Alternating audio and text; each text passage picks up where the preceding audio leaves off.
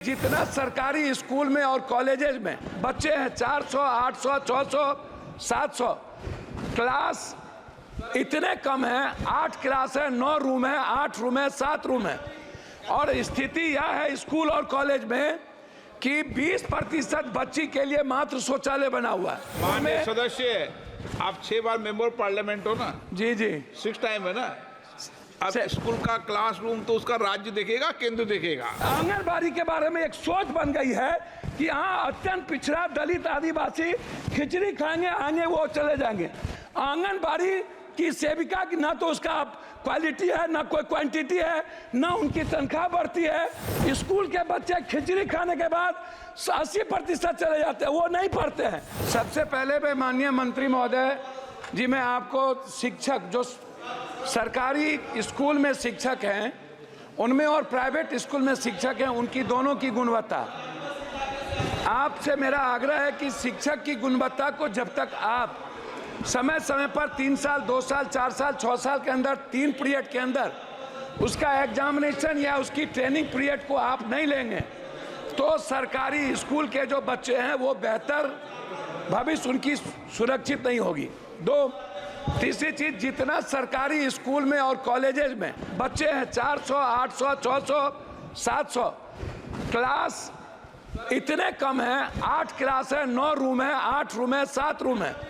और स्थिति यह है स्कूल और कॉलेज में कि 20% बच्ची के लिए मात्र शौचालय बना हुआ है। पानी कहीं भी सरकारी स्कूल में। सदस्य, आप 6 बार मेंबर पार्लियामेंट हो ना? जी जी, 6 टाइम है ना। अब स्कूल का क्लासरूम तो उसका राज्य देखेगा, केंद्र देखेगा। नहीं नहीं, मैं वो नहीं कह रहा हूँ।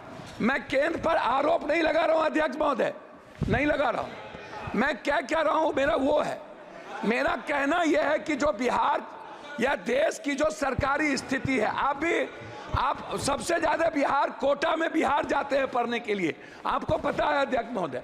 और कोटा में अगले साल लगभग 600 से 700 बच्चे किस तरह डिप्रेस के चलते आत्महत्या किए हैं, आपसे कोई चीज छुपी नहीं है।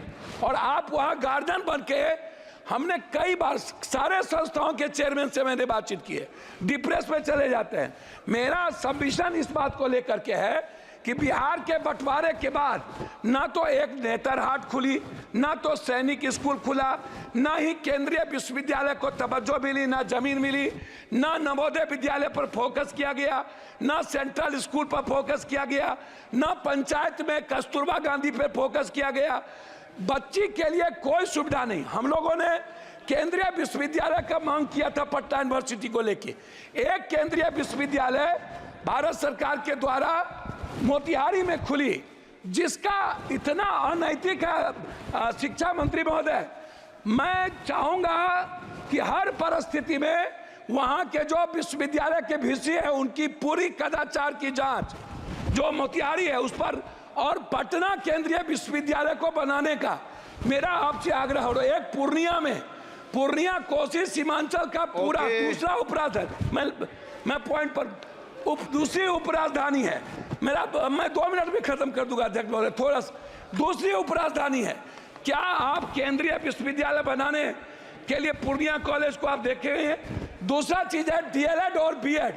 लगभग सरकारी कॉलेज में डीएलएड और बीएड को आपको खोलना चाहिए, क्योंकि शिक्षक को बढ़ाने की जरूरत है। उसमें हम कस्बा में और जगह चाहते हैं। इंटर कॉलेज को हम चाहते हैं रुपौली, और साथ साथ हम चाहते हैं कोढ़ा। इंटर कॉलेज हमारे क्षेत्र में सबसे ज्यादा कम है, उसमें हम आगे आपसे आग्रह करेंगे। आंगनबाड़ी पर आपसे आग्रह यह है कि आंगनबाड़ी के बारे में एक सोच बन गई है कि हाँ, अत्यंत पिछड़ा दलित आदिवासी खिचड़ी खाएंगे, आएंगे वो चले जाएंगे। आंगनबाड़ी की सेविका की ना तो उसका क्वालिटी है, ना कोई क्वांटिटी है, ना उनकी तनख्वाह बढ़ती है, और ना ही बच्चों को आने का कोई सुविधा है।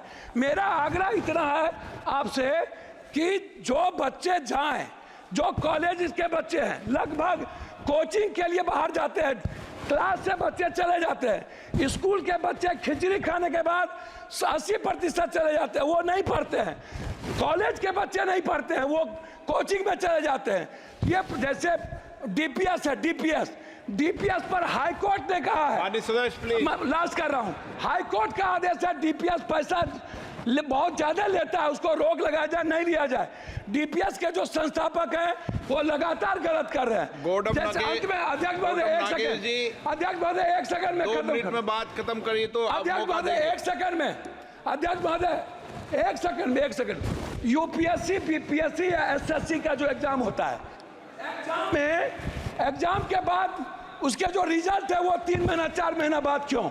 इससे बच्चे के भीतर डर है कि हमारी हेराफेरी होती है।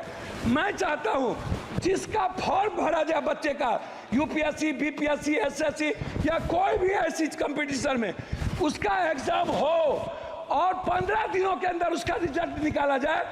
रिजल्ट निकालकर उसकी ज्वाइनिंग की व्यवस्था की जाए।